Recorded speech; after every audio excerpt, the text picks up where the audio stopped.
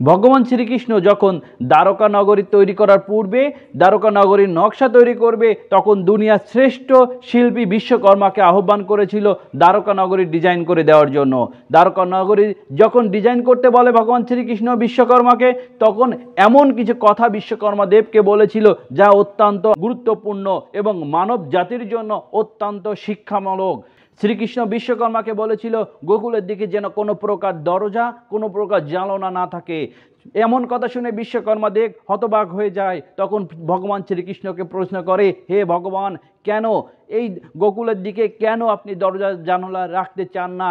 আপনার তো ওই দিকে আপনার পিতামাতা বসবাস করে, আপনার শৈশব, আপনার বাল্যকাল, আপনার ছোটবেলার সমস্ত স্মৃতি বিজড়িত স্থান, আপনার সখাসখীরা ওখানেই বসবাস করে, কিন্তু আপনি কেন তার ওই দিকে দরজা জানালা রাখতে চান না?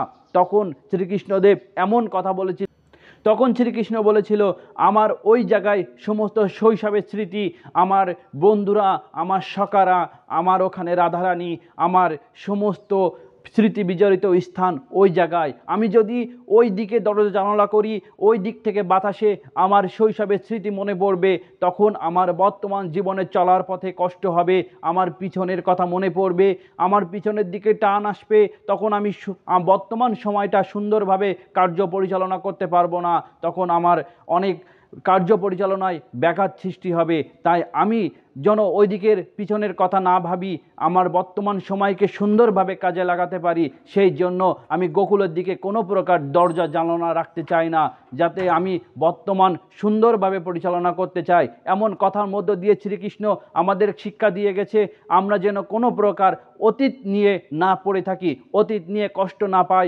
অতীত নিয়ে আমাদের বর্তমান সময়কে নষ্ট না করি। আমরা শুধু বর্তমান সময়কে সুন্দরভাবে কাজে লাগিয়ে সামনের দিকে এগিয়ে যাই এবং সুন্দর ভবিষ্যৎ নির্মাণ করি, এবং আমরা আমাদের মানব জাতির জন্য এমন কিছু দৃষ্টান্ত রেখে যেতে পারি। হরে কৃষ্ণ।